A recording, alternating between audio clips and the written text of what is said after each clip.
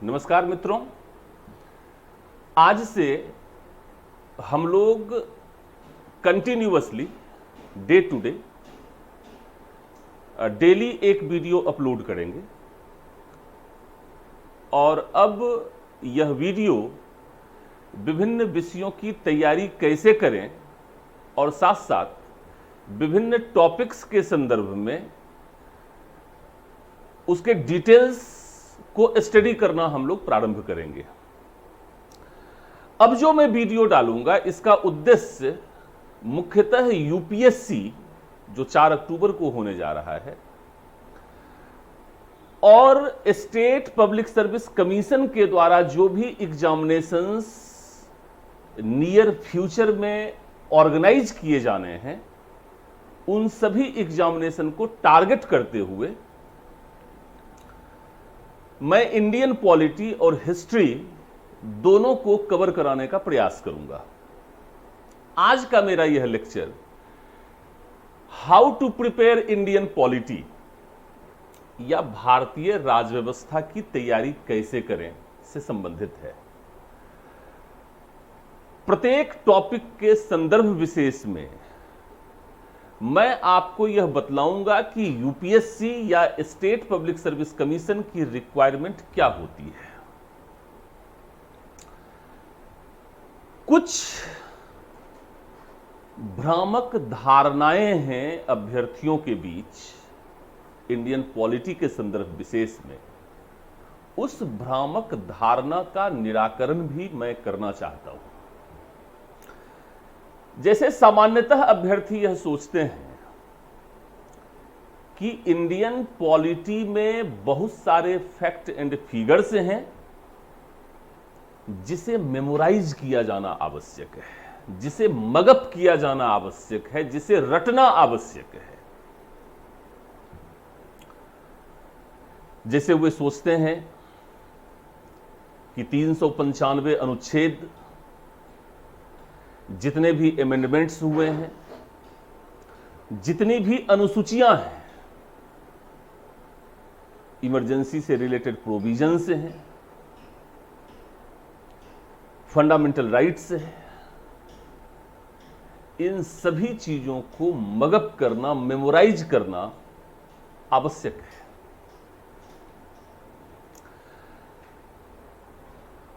यह एक भ्रामक अवधारणा है। इंडियन पॉलिटी या इसे हम डिटेल में कह सकते हैं Indian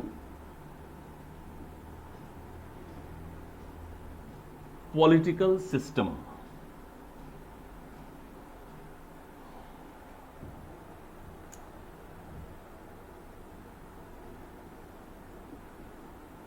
Indian constitution,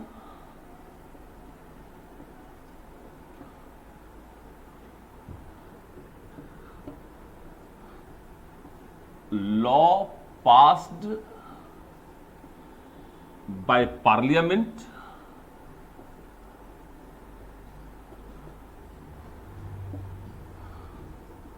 law or bill proposed before parliament,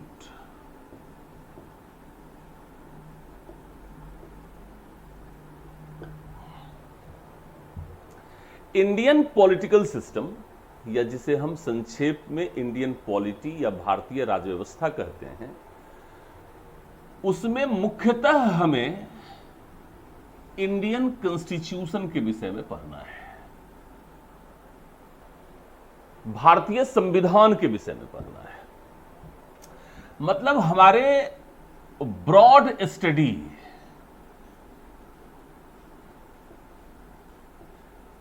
विस्तृत अध्ययन के अंतर्गत भारतीय संविधान, इंडियन कॉन्स्टिट्यूशन आएगा। लेकिन साथ ही साथ यूपीएससी या स्टेट पब्लिक सर्विस कमीशन के अंतर्गत ऐसे प्रश्न भी पूछे जाते रहे हैं जिस पर संसद ने कानून बनाया है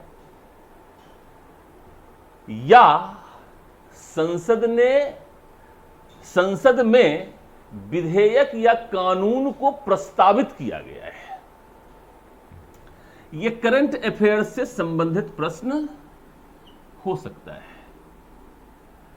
जैसे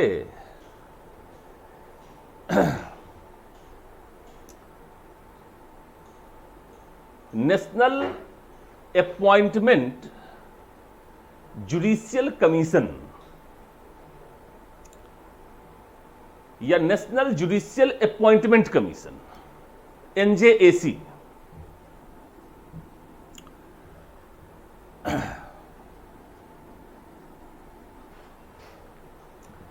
या लोकपाल विधेयक, अब यह कानून बन चुका है, या विसिल ब्लोअर विधेयक या कानून। समय समय पर संसद में जो कानून प्रस्तावित किया जाता है, प्रस्तुत किया जाता है, और संसद जिस पर कानून बना देती है, उसका भी अध्ययन अभ्यर्थियों को करना चाहिए। सप्लीमेंट्री है यह। मुख्यतः तो आपको इंडियन कॉन्स्टिट्यूशन पढ़ना है, लेकिन सप्लीमेंट्री स्टडी के अंतर्गत इसको आप समाहित कर सकते हैं।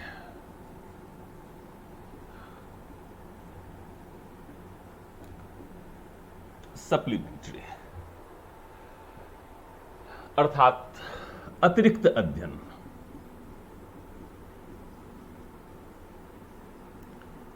पूरक अध्ययन।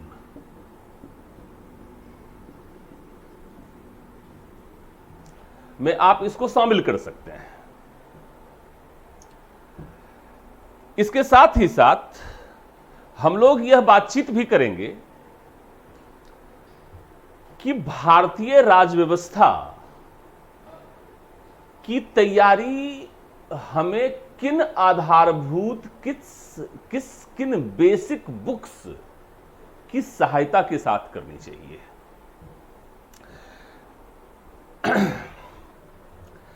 मान लें कि कोई छात्र अभी अभी अपनी तैयारी प्रारंभ कर रहा है, बिल्कुल बिगिनर है,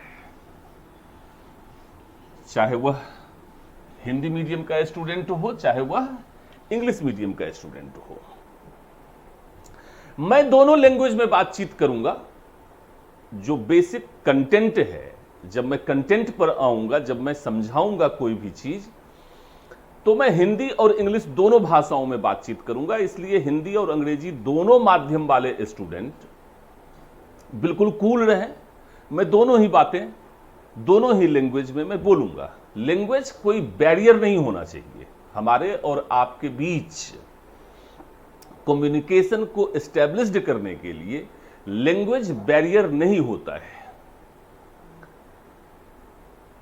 हां, लेकिन आप ग्रामर को मत देखिएगा। मे बी कि मैं कोई इंग्लिश में कोई बात बोलूं, ग्रामेटिकली वह मिस्टेक हो सकता है, बट जो मैं कॉन्सेप्ट दे रहा हूं उस कॉन्सेप्ट पर आप ध्यान दें, बेसिक अंडरस्टैंडिंग पर ध्यान दें। मैं कम्युनिकेट करने का प्रयास करूंगा। अब बिल्कुल इजी लैंग्वेज मेरा रहेगा।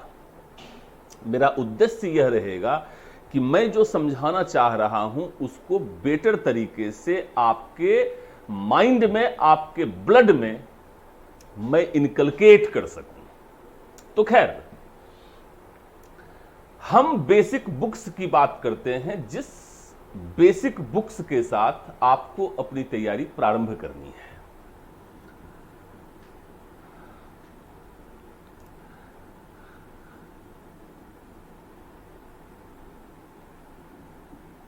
डेमोक्रेटिक पॉलिटिक्स,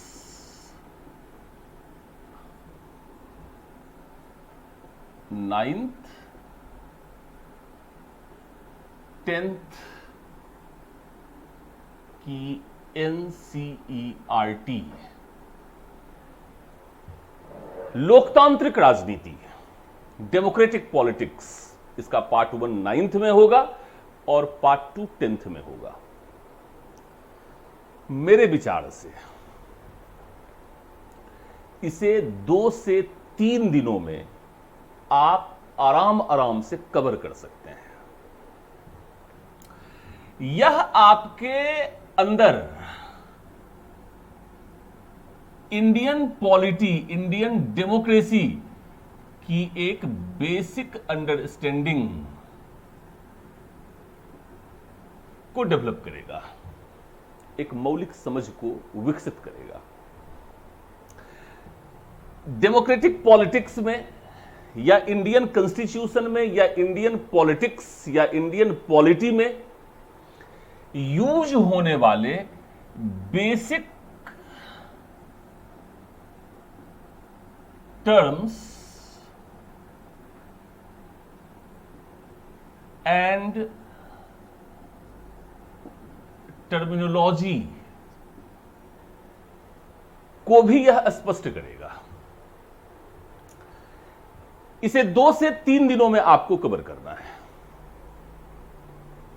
मूलतः 2 दिनों में, लेकिन यदि आपके पढ़ने का स्पीड थोड़ा स्लो है तो मैक्सिमम आप 3 दिन लगा सकते हैं। मूलभूत उद्देश्य इस बुक को पढ़ते हुए यह है कि आपको एक रफ स्केच डेवलप करना है। इंडियन पॉलिटिकल सिस्टम का जो वर्किंग है, फंक्शनिंग है, इसका एक स्केलेटन, इसका एक आधारभूत ढांचा, एक बेसिक स्ट्रक्चर आपके दिमाग में क्लियर हो जाना चाहिए। इसके पश्चात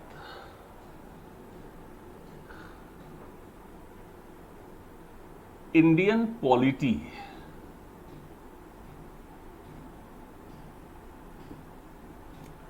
भारतीय राजव्यवस्था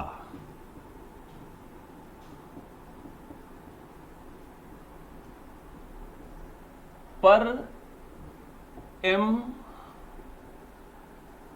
लक्ष्मीकांत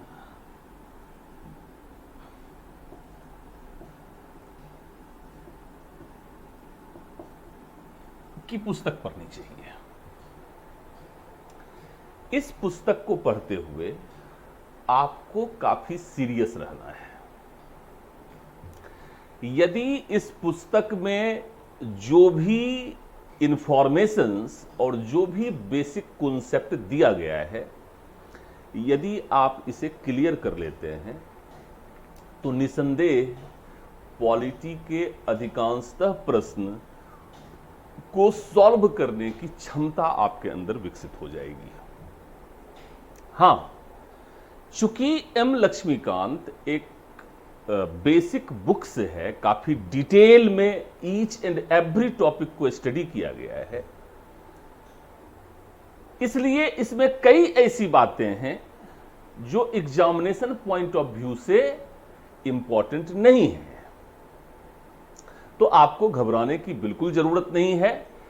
इनफैक्ट जो वीडियो क्लासेज मैं आपको देने जा रहा हूं, इस क्लासेज में आपको एनसीईआरटी, एम लक्ष्मीकांत की इंडियन पॉलिटी, डीडी बसु या सुभाष कश्यप की भारतीय राजव्यवस्था पर जो बुक्स आती है, उन सभी बुक्स की वैसी बातें जो एग्जामिनेशन पॉइंट ऑफ व्यू से इंपॉर्टेंट हैं, उसे मैं अपने लेक्चर में समाहित करूंगा। आप उसका प्रॉपर नोट्स बनाते रहें, और मेरा यह दावा भी है और मेरा सुझाव भी है कि अपनी पूरी स्टडी को आप यदि मेरी क्लास तक भी सीमित रखते हैं तो आपको कहीं भी प्रॉब्लम का सामना नहीं करना पड़ेगा, और आप 80 to 90% क्वेश्चन जो इंडियन पॉलिटी से पूछे जाएंगे, उन प्रश्नों का उत्तर देने की क्षमता आपके अंदर विकसित हो जाएगी। आपको करना सिर्फ ये है, टेक्निक ये है, पढ़ने की भी और रिवाइज करने की भी टेक्निक। आपको डेमोक्रेटिक पॉलिटिक्स और इंडियन पॉलिटी जो एम लक्ष्मीकांत के द्वारा दिया गया है, प्रस्तुत किया गया है, उसे आपको पढ़ना है, read.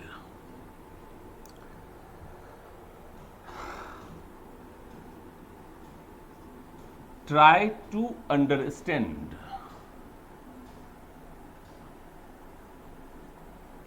The topic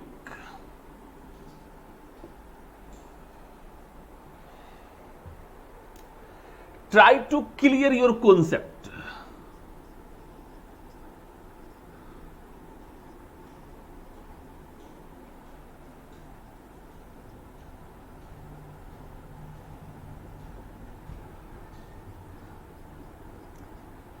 Try to build up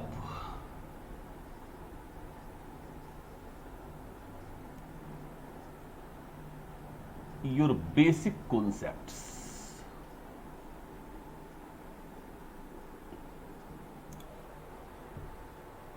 जो भी अध्याय दिए गए हैं, जो भी चैप्टर दिए गए हैं, उसकी मौलिक समझ को विकसित करने पर बल दें, उसकी आधारभूत संकल्पनाओं को स्पष्ट करने पर बल दें।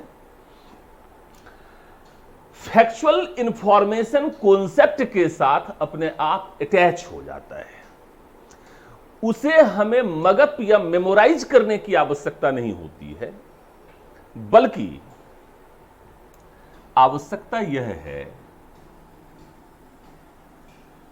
कि इसे, ये प्रथम आवश्यकता है, दूसरी आवश्यकता है इसे समय समय पर रिवाइज करना,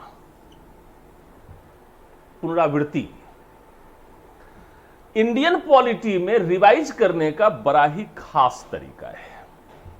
ऐसा नहीं है कि बार बार डेमोक्रेटिक पॉलिटिक्स को आप पढ़ेंगे, बार बार इंडियन पॉलिटी एम लक्ष्मीकांत की पुस्तक को पढ़ेंगे।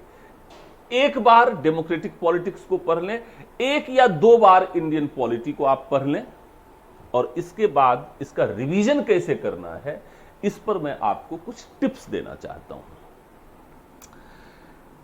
जब भी आप न्यूज पेपर पढ़ते हैं,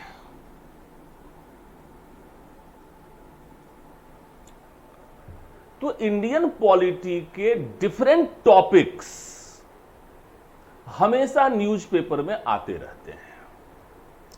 जैसे अभी आप देखेंगे राजस्थान में जो कुछ भी पॉलिटिक्स चल रहा है, उसमें गवर्नर की भूमिका पर, उनके संवैधानिक अधिकार, मंत्रिमंडल के संवैधानिक अधिकार इत्यादि पर डेली डिस्कशंस चल रहे हैं।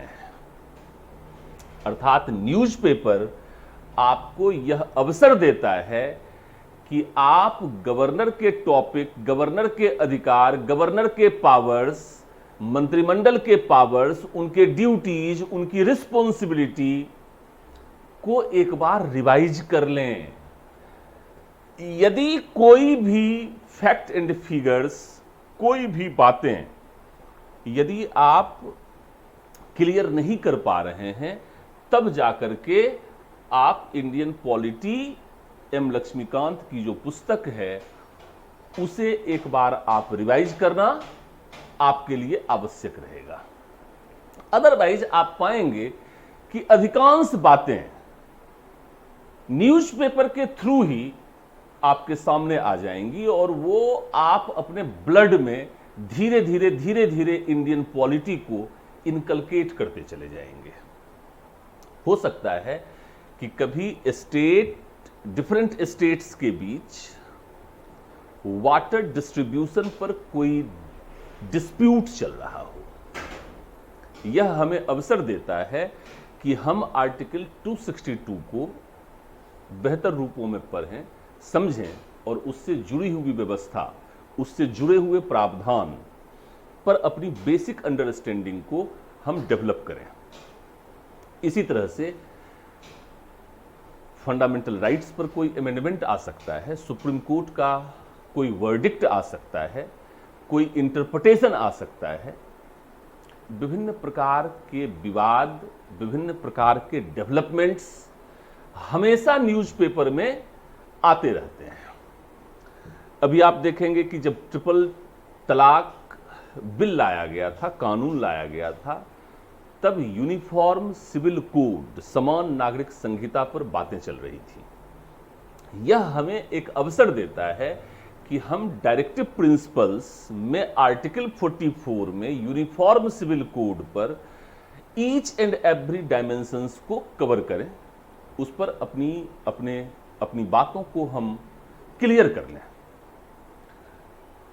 इस तरह से रिवीजन हमारा करंट इश्यूज के साथ चलता है, और करंट इश्यूज के साथ हमें रिवीजन इसलिए भी करना चाहिए क्योंकि सामान्य तौर पर यूपीएससी या different state public service commissions में ऐसे प्रश्न पूछे जाने की संभावना रहती है जो न्यूज़पेपर में ज्यादा प्रोमिनेंटली चले हुए रहे हैं, वहां से ही वो बेसिक अंडरस्टैंडिंग से क्वेश्चन पूछ सकते हैं, करंट डेवलपमेंट से प्रश्न पूछ सकते हैं। तो इसका फायदा आपको मिलेगा कि अधिकांश प्रश्न आपको ऐसे मिलेंगे जो कहीं ना कहीं किसी न किसी तरह से आपकी आईज से क्रॉस हुआ है। खैर, आपने पढ़ा, अपनी बेसिक अंडरस्टैंडिंग को क्लियर किया, न्यूज़पेपर के साथ आप उसे रिवाइज करते रहे, और यूपीएससी के साथ ही साथ स्टेट पब्लिक सर्विस कमीशन के प्रीवियस ईयर क्वेश्चन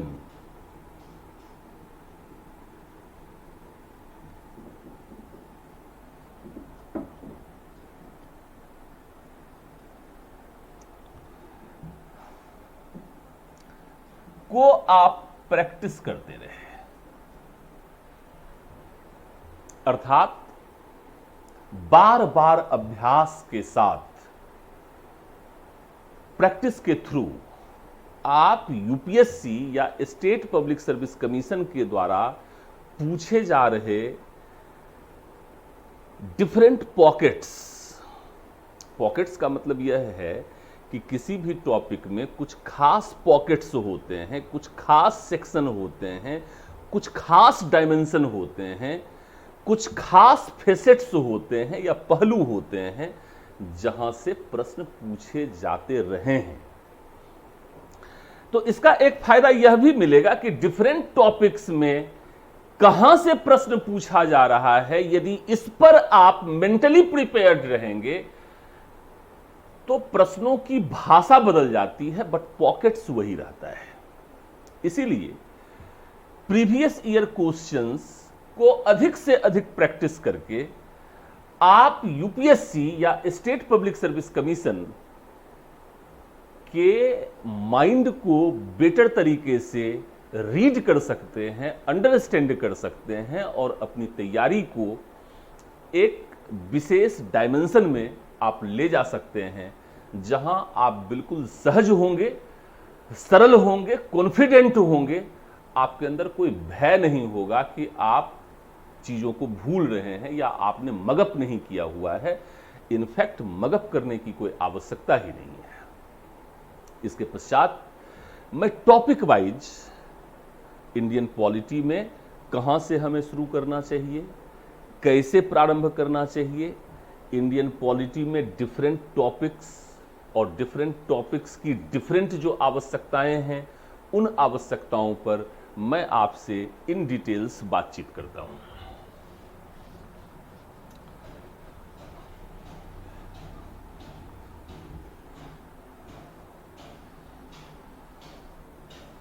मैं ये समझता हूं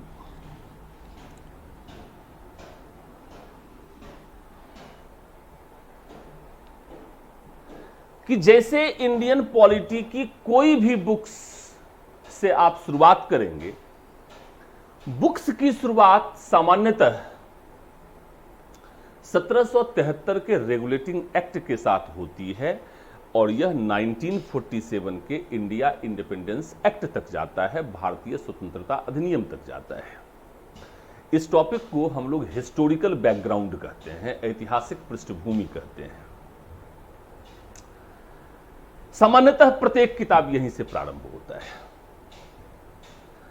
जब एक अभ्यर्थी सीधे सीधे regulating act, Pitt's India act, act of 1813, 1833, 1853, 1858 से प्रारंभ करता है तो वह लिंक नहीं कर पाता है कि आखिर कैसे शुरुआत हुआ। तो इस ऐतिहासिक पृष्ठभूमि की शुरुआत से पहले हमें इंडियन पॉलिटी के कुछ बेसिक कॉन्सेप्ट्स को क्लियर करने पर फोकस करना चाहिए। जैसे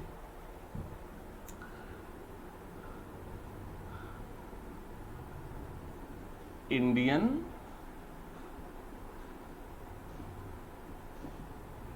पॉलिटिकल सिस्टम,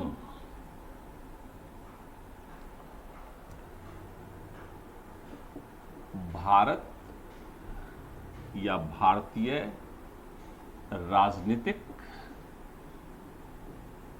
व्यवस्था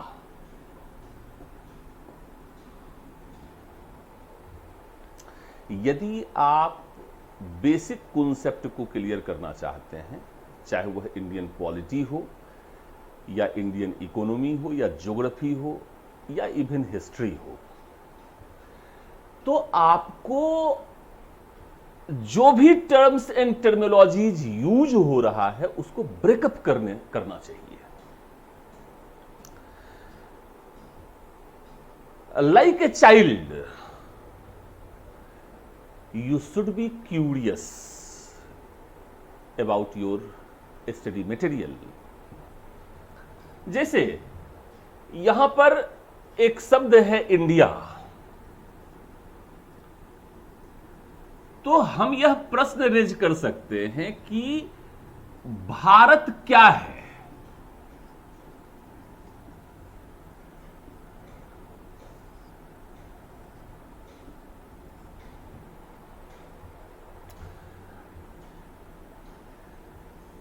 पॉलिटिकल साइंस में भारत को हम स्टेट भी कहते हैं, राज्य भी कहते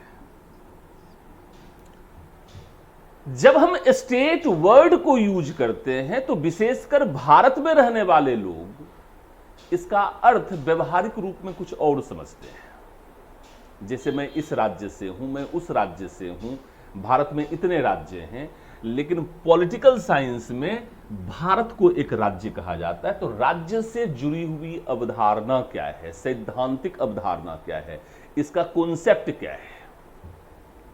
सामान्य तौर पर आप एक और वर्ड को यूज करते हैं, कंट्री, देश।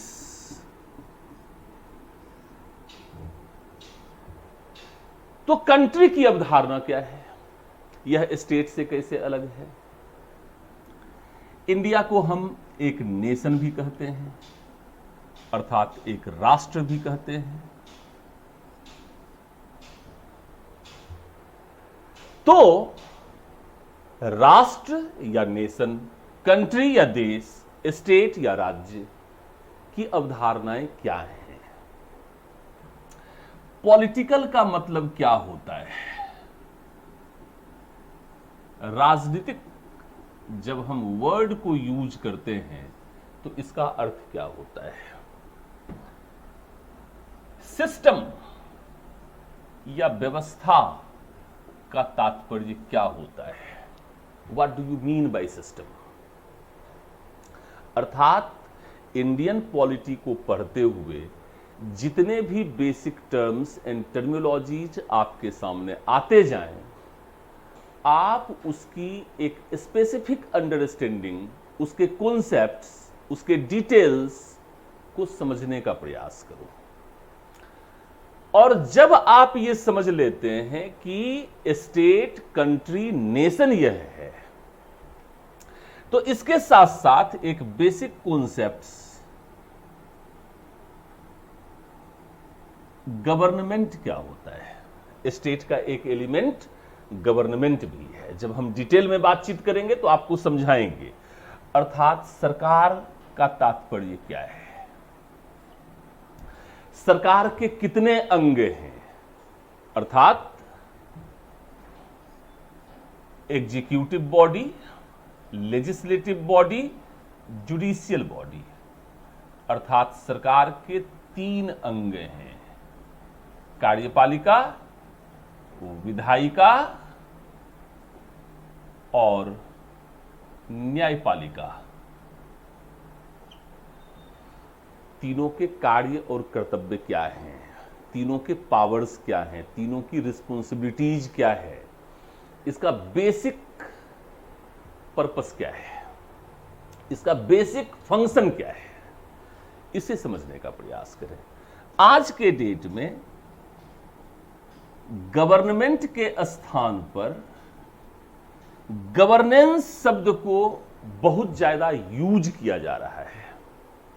इसे हिंदी में अभिशासन कहते हैं।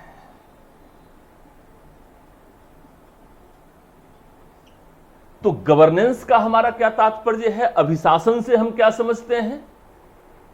साथ साथ हम गुड गवर्नेंस की भी बात करते हैं, सुशासन की भी बात करते हैं, अच्छे अभिशासन की भी बात करते हैं। तो गवर्नेंस क्या है, गुड गवर्नेंस क्या है, ई गवर्नेंस क्या है?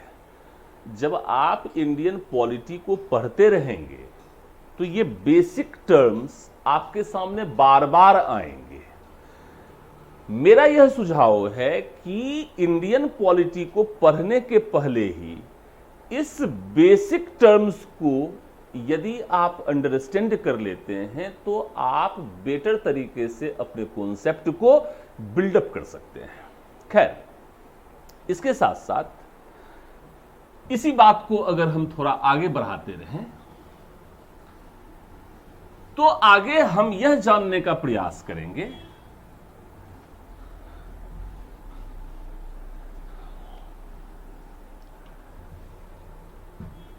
कि सिस्टम ऑफ गवर्नमेंट क्या होता है।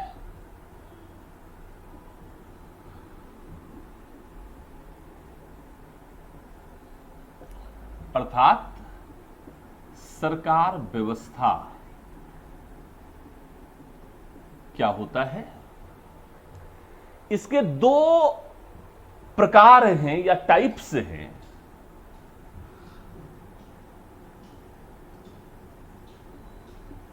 ट्रेडिशनल सिस्टम और मॉडर्न सिस्टम।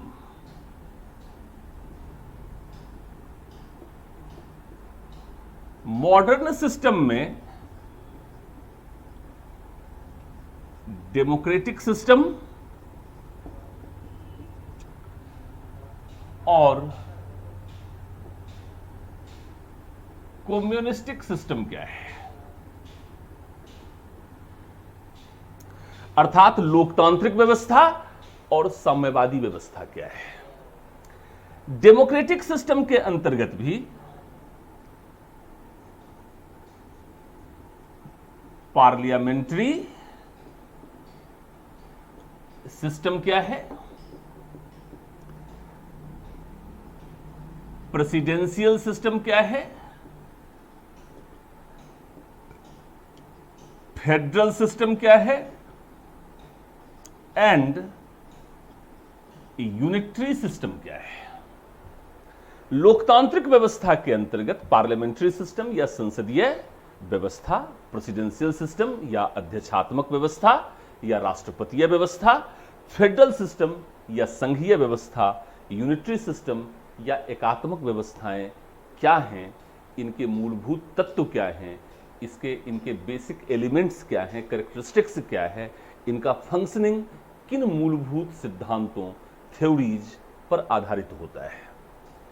कम्युनिस्टिक सिस्टम में, साम्यवादी व्यवस्था में यूएसएसआर का मॉडल क्या था और चाइना का मॉडल क्या है। अब यूएसएसआर, जिसे हम पूर्व सोवियत संघ कहते हैं, वह अब रही नहीं, लेकिन फिर भी अवधारणात्मक रूप में हम यह जानेंगे कि यूएसएसआर की जो कम्युनिस्टिक सिस्टम थी वह चाइनीज कम्युनिस्टिक सिस्टम से डिफरेंट कैसे है। मॉडर्न सिस्टम के बेसिक एलिमेंट क्या है, मॉडर्न सिस्टम के बेसिक वैल्यूज क्या है, आइडियल्स क्या है, एम क्या है, इसका फंक्शनिंग कैसे होता है। ट्रेडिशनल सिस्टम के बेसिक वैल्यूज क्या हैं, आइडियल्स क्या हैं, इसका फंक्शनिंग कैसा है, इसे हम समझने का प्रयास करेंगे। और इस टॉपिक को जैसे ही आप समझेंगे वैसे ही एक प्रश्न हमारे दिमाग में उठता है कि भारत में मॉडर्न सिस्टम ऑफ गवर्नमेंट का डेवलपमेंट कैसे हुआ या डेमोक्रेटिक सिस्टम ऑफ गवर्नमेंट का डेवलपमेंट कैसे हुआ। और इसी के साथ इसी टॉपिक के साथ साथ हम हिस्टोरिकल बैकग्राउंड के साथ जुड़ जाते हैं, ऐतिहासिक पृष्ठभूमि के साथ जुड़ जाते हैं। अब सीधे सीधे ऐतिहासिक पृष्ठभूमि के साथ जुड़ने के पश्चात आपको डायरेक्टली रेगुलेटिंग एक्ट के साथ स्टार्ट नहीं करना है। अब यहां पर एक टॉपिक आता है हिस्टोरिकल बैकग्राउंड।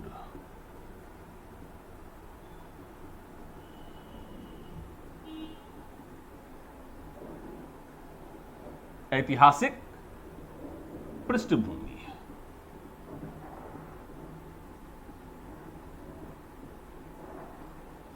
इस टॉपिक को हमें कैसे स्टार्ट करना चाहिए? तो रेगुलेटिंग एक्ट के साथ हमें स्टार्ट नहीं करना है, बल्कि हमें यह देखना है कि रेगुलेटिंग एक्ट भी कैसे आया। तो इस टॉपिक को थोड़ा हिस्ट्री ऑफ मॉडर्न इंडिया के साथ जोड़कर आपको यह देखना है कि ब्रिटिश ईस्ट इंडिया कंपनी कब आई, उसका शासन कब से प्रारंभ हुआ, अर्थात ब्रिटिश ईस्ट इंडिया कंपनी जो 31 दिसंबर 1600 से भारत में आती है, उसके विषय में आपको देखना है, आपको अध्ययन करना है। साथ साथ जो बेसिक डेवलपमेंट्स हैं 1600 से लेकर 1757 तक, 1757 से लेकर 1764 तक, 1765 में इलाहाबाद की संधि और 1772 में लॉर्ड हेस्टिंग्स का आना और कंपनी का बंगाल में प्रत्यक्ष शासन कैसे प्रारंभ हुआ और फिर कैसे कंपनी के प्रत्यक्ष शासन को रेगुलेट करने के उद्देश्य से ब्रिटिश संसद ने रेगुलेटिंग एक्ट 1773 को पास किया। अर्थात डायरेक्ट रेगुलेटिंग एक्ट को आपको नहीं पढ़ना है, बल्कि 31 दिसंबर 1600 से लेकर 1772 तक के डेवलपमेंट को इन शॉर्ट आप समझने का प्रयास करें। एंड देन रेगुलेटिंग एक्ट 1773 को आप पढ़ सकते हैं। खैर, इसके बाद रेगुलेटिंग एक्ट के बाद 1781 में एक्ट ऑफ सेटलमेंट या सेटलमेंट एक्ट, 1784 में पिट्स इंडिया एक्ट, 1786 में एमेंडमेंट एक्ट, इसके साथ साथ 1793 का चार्टर एक्ट, 1813 का चार्टर एक्ट, 1833 का चार्टर एक्ट और 1853 का चार्टर एक्ट आपको पढ़ना है। लेकिन यह ध्यान रखें कि यूपीएससी 1773 के रेगुलेटिंग एक्ट से लेकर 1853 तक के एक्ट के संबंध में बहुत ज्यादा प्रश्न पूछने की प्रवृत्ति यहां पर नहीं रही है, लेकिन स्टेट पब्लिक सर्विस कमीशन में यहां से प्रश्न पूछे जाते रहे हैं। इसलिए स्टेट पब्लिक सर्विस कमीशन की यदि आप तैयारी करते हैं, यूपीपीसीएस, बीपीएससी या कोई अन्य स्टेट पब्लिक सर्विस कमीशन को आप यदि प्रिपेयर कर रहे हैं, तो 1773 से 1853 तक के एक्ट को फैक्चुअली आपको कवर करने की जरूरत है। कॉन्सेप्चुअली इसकी एक बेसिक अंडरस्टैंडिंग को डेवलप करने की जरूरत है। यूपीएससी के लिए रफली एक बार पढ़ लेना है। यूपीएससी पॉइंट ऑफ व्यू से आप देखेंगे कि 1858 से लेकर 1947 तक, या विशेषकर 1858 से 1935 के एक्ट तक से एकाध प्रश्न लगभग पूछा जाता रहा है। अर्थात दूसरी आवश्यकता यूपीएससी पॉइंट ऑफ व्यू से act of 1858 to act of 1935 पर आप ज्यादा फोकस करेंगे। यूपीएससी में भी और स्टेट पब्लिक सर्विस कमीशन में भी यहां से ज्यादा प्रश्न आने की संभावना है। यहां से 1773 के एक्ट से लेकर 1853 तक के एक्ट से सामान्यतः प्रश्न पूछे जाने की संभावना नहीं रहती है, लेकिन फिर भी स्टेट पब्लिक सर्विस कमीशन में यदा कदा प्रश्न आते रहते हैं, प्रश्न आने की गुंजाइश है। इसलिए रफली इसको एक बार पढ़ें, लेकिन फोकस एरिया आपका यह रहेगा। इसके बाद जब भी आप इस टॉपिक को पढ़ते हैं 1858 से लेकर 1935 तक, तो इस टॉपिक के साथ साथ लगभग इसी समय से कंस्टिट्यूएंट असेंबली का भी हिस्टोरिकल डेवलपमेंट शुरू हो गया। तो historical development of constituent assembly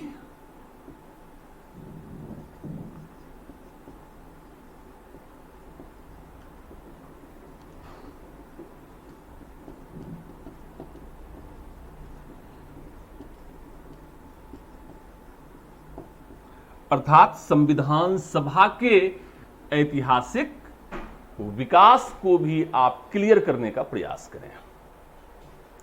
1934 में एमएन रॉय से संविधान सभा की मांग प्रारंभ हुई। 1940 में अगस्त प्रस्ताव में क्या था, 1942 क्रिप्स मिशन में क्या था, 1945 शिमला कॉन्फ्रेंस में क्या हुआ, 1946 कैबिनेट मिशन प्रपोजल क्या था, और अल्टीमेटली किस प्रकार कैबिनेट मिशन प्रपोजल के द्वारा भारत में कंस्टिट्यूएंट असेंबली को क्रिएट किया गया, एस्टैब्लिश्ड किया गया, इसे आपको समझना है। यहां से भी प्रश्न पूछे जाते रहे हैं। साथ साथ इस टॉपिक में मेकिंग ऑफ द कॉन्स्टिट्यूशन, संविधान के निर्माण को भी आपको पढ़ना है। भारतीय संविधान का निर्माण कैसे हुआ, भारतीय संविधान का सोर्स क्या है, स्रोत क्या है, किन किन देशों के संविधान से हम इंस्पायर्ड हुए और दूसरे देशों के संविधान से भारतीय संविधान में कौन कौन से एलिमेंट्स लिए गए हैं, संविधान सभा की विभिन्न समितियां क्या थी, इंपॉर्टेंट डेट्स क्या थे, इन सभी चीजों को यहां पर क्लियर करने की आवश्यकता है। आपका जो ये फर्स्ट टॉपिक है यही फैक्चुअल है, इसे बार बार रिवाइज करने की आवश्यकता हो सकती है क्योंकि फैक्ट एंड फिगर्स इसमें ज्यादा हैं, लेकिन जो भी हिस्टोरिकल डेवलपमेंट से संबंधित टॉपिक है उस टॉपिक को बेटर तरीके से कवर करने के लिए आपको यह आवश्यक रहेगा कि आप लिंकिंग मेथड के थ्रू, लिंकिंग मेथड का मैं एक एग्जांपल भी दूंगा जिसे आप हिस्ट्री में भी यूज कर सकते हैं। जैसे मान लीजिए कि 1862 का जो इंडिया काउंसिल एक्ट था, 1861 टू 1862 का जो इंडिया काउंसिल एक्ट था, भारत परिषद अधिनियम था, उसमें लेजिस्लेटिव काउंसिल को रिप्रेजेंटेटिव बनाने का प्रयास किया गया। 1892 में, 1909 में, 1919 में, 1935 में लेजिस्लेटिव काउंसिल और लेजिस्लेटिव असेंबली के संबंध में और कौन से सुधार किए गए, इसे और भी अधिक समय समय पर कैसे रिप्रेजेंटेटिव बनाया गया, इसे आप थोड़ा सीरियसली समझने का प्रयास करें, उसको लिंक करने का प्रयास करें। जैसे 1861 के इंडिया काउंसिल एक्ट में कुछ इंडियंस को गवर्नर जनरल के द्वारा लेजिस्लेटिव काउंसिल में नॉमिनेट करने की परंपरा प्रारंभ हुई। जिसे डिवॉल्यूशन ऑफ पावर के रूप में भी हम समझ सकते हैं, डिसेंट्रलाइजेशन के रूप में भी समझ सकते हैं, और साथ ही साथ इसे हम रिप्रेजेंटेटिव सिस्टम को इंट्रोड्यूस किए जाने के रूप में भी ले सकते हैं। 1892 के इंडिया काउंसिल एक्ट में इनडायरेक्ट इलेक्शन मेथड इंट्रोड्यूस्ड हुआ, और 1919 के एक्ट के माध्यम से डायरेक्ट इलेक्शन के मेथड को भी इंट्रोड्यूस किया गया। इस तरह से आपको लिंक करना है। यदि 1861 के इंडिया काउंसिल एक्ट में लेजिस्लेटिव काउंसिल को रिप्रेजेंटेशन दिया गया, या लेजिस्लेटिव काउंसिल में इंडियंस को रिप्रेजेंटेशन दिया गया, तो एग्जीक्यूटिव काउंसिल में इंडियंस को रिप्रेजेंटेशन मार्ले मिंटो एक्ट 1909 के माध्यम से मिला। इस तरह से आपको लिंक करना है। 1919 के एक्ट में प्रोविंशियल लेवल पर ड्यूअल गवर्नमेंट को इंट्रोड्यूस किया गया, लेकिन सेंट्रल लेवल पर ड्यूअल गवर्नमेंट का कॉन्सेप्ट 1935 में आता है।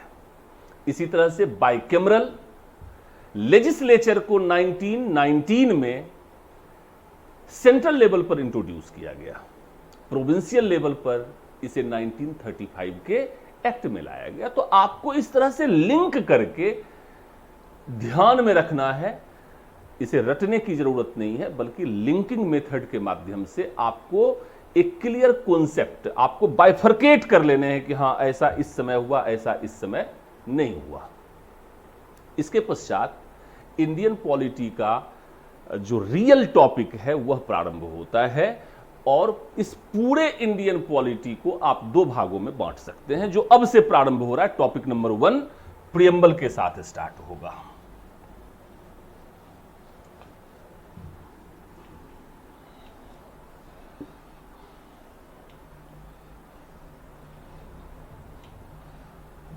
अब इंडियन पॉलिटी दो भागों में आप इसे बांट सकते हैं, और दोनों भागों को किस तरह से तैयार करने की आवश्यकता है इस पर मैं आपसे बातचीत करूंगा। यहां पर प्रियम्बल या भारतीय संविधान की प्रस्तावना है, पहला टॉपिक। दूसरा टॉपिक फेडरलिज्म है, इसे यूनियन एंड इट्स टेरिटरी के रूप में देख सकते हैं। तीसरा यहां पर सिटीजनशिप है। चौथा यहां पर फंडामेंटल राइट्स है।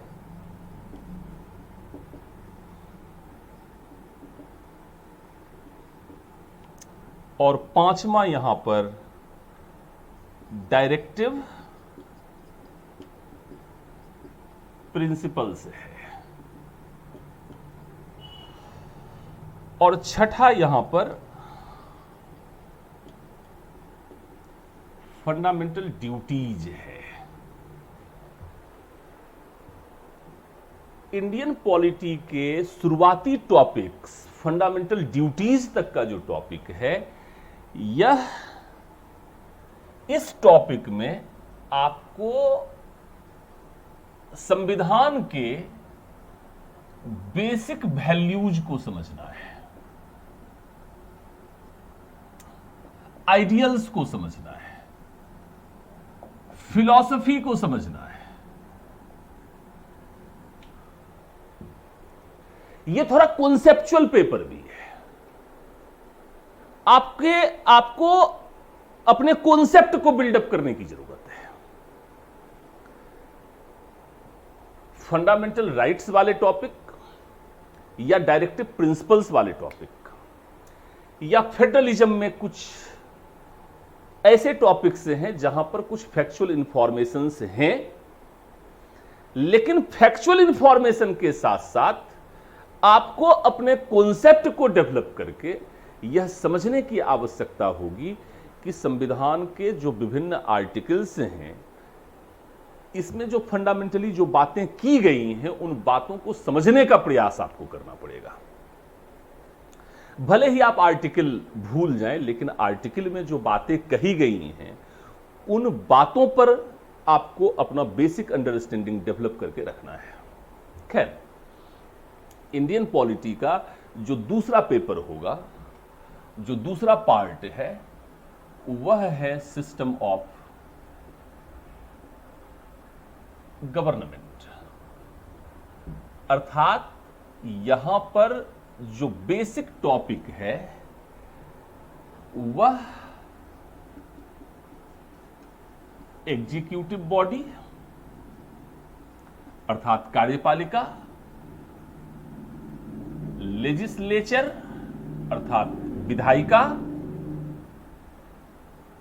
और जुडिशियरी अर्थात न्यायपालिका, इसे पढ़ना है। इस टॉपिक को पढ़ते हुए आपको दो बातों पर बल देना है। पहली बात तो यह कि इसके फंक्शनिंग को समझना है, इसके वर्किंग को समझना है, वर्किंग की टेक्निक्स को समझना है, इनके पावर्स को समझना है,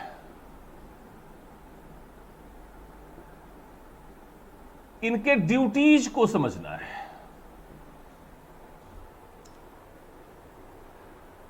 और centre as well as state में जो एग्जीक्यूटिव, लेजिस्लेचर और जुडिशियरी वर्क कर रही है, जो फंक्शनिंग कर रही है, इसमें फंडामेंटल डिफरेंस कहां पर है, सिमिलरिटीज कहां पर है। इस तरह से इसके वर्किंग, इसके फंक्शनिंग पर आप अपने कॉन्सेप्ट को बिल्डअप कर सकते हैं और अपने कॉन्सेप्ट के माध्यम से विभिन्न प्रकार के पूछे जाने वाले प्रश्नों का आप एक बेटर समाधान दे सकते हैं। इंडियन पॉलिटी में इतने टॉपिक्स को कवर करने के पश्चात कुछ अन्य टॉपिक्स भी आते हैं, इस पर भी आपको अध्ययन करना चाहिए। मूलतः तो इंडियन पॉलिटी में ये टॉपिक्स और ये टॉपिक्स आपको कवर करना है, ये मेनस्ट्रीम पॉलिटी है। लेकिन इसके अतिरिक्त भी विभिन्न टॉपिक बनते हैं जहां से प्रश्न पूछे जाने की संभावना बनती है। इस पर भी मैं आपसे बातचीत करना चाहूंगा। इंडियन पॉलिटी में जो सप्लीमेंट्री टॉपिक्स हैं, मेनस्ट्रीम के टॉपिक्स ये हैं। अब जो सप्लीमेंट्री टॉपिक्स हैं, इसमें सबसे इंपॉर्टेंट है पंचायती राज।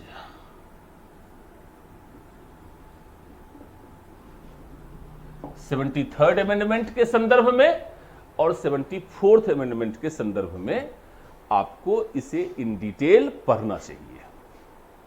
यहां से सबसे अधिक प्रश्न पूछे जाने की संभावना बनती है। इसके पश्चात कुछ ऐसे टॉपिक हैं जिनको रफली आपको पढ़ना है, जैसे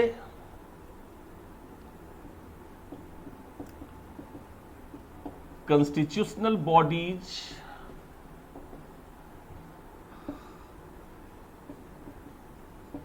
स्टैच्यूटरी बॉडीज,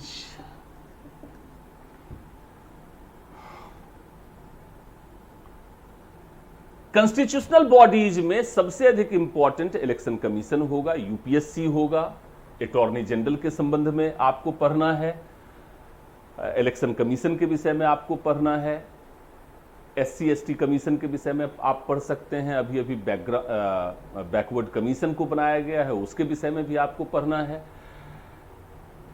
स्टैच्यूटरी बॉडीज के अंतर्गत human rights commission, women commission, children rights commission, right to information commission इत्यादि प्रयास हुए हैं। अर्थात पार्लियामेंट ने कुछ बॉडीज को बनाए हैं।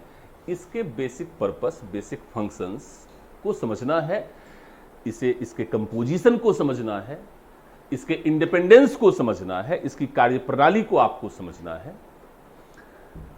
इसके पश्चात दो टॉपिक को मैं और भी इसमें इंक्लूड करना चाहूंगा, अलग से आपको पढ़ना है, जैसे इमरजेंसी प्रोविजन,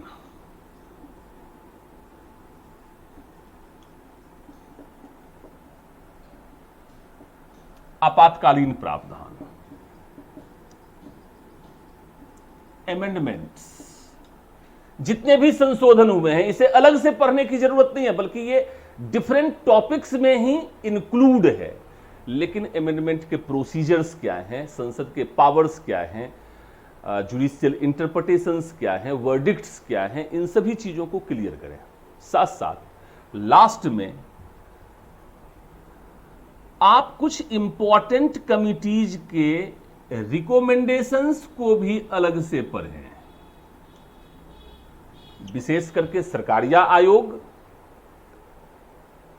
संविधान समीक्षा आयोग, constitution review commission, MM Punchhi commission या प्रशासनिक सुधार आयोग जो 1968 में बना था, जिसे हम फर्स्ट ARC कहते हैं, प्रथम प्रशासनिक सुधार आयोग कहते हैं, और 2005-6 में द्वितीय प्रशासनिक सुधार आयोग बना था, जिसे हम सेकंड ARC कहते हैं। तो डिफरेंट कमिटीज के जो रिकमेंडेशंस हैं, इसको भी आपको समझने का प्रयास करना चाहिए।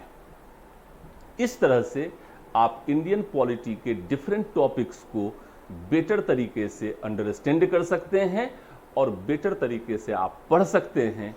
आपका बेसिक कॉन्सेप्ट क्लियर यदि हो तो इसी के साथ आप अपने फैक्चुअल एस्पेक्ट्स को भी अटैच कर सकते हैं। फैक्चुअल अटैचमेंट के लिए आपको घबराना नहीं है, डिफरेंट तरह की एंजाइटीज को नहीं रखनी है, बल्कि अपने कॉन्सेप्ट पर ध्यान रखें और न्यूज़पेपर के माध्यम से फैक्चुअल एस्पेक्ट को अपने ब्लड में, अपने माइंड में सदा सदा के लिए इनकलकेट कर लेने का प्रयास करें। मैं समझता हूं कि इंडियन पॉलिटी में आपको कहीं कोई प्रॉब्लम नहीं होगी। इसी के साथ इंडियन पॉलिटी पर जो यह हमारी चर्चा थी, इसको मैं यहीं पर विराम देता हूं। नेक्स्ट डे से फर्स्ट टॉपिक के साथ हम लोग इंडियन पॉलिटी को पढ़ना प्रारंभ करेंगे। Thank you very much.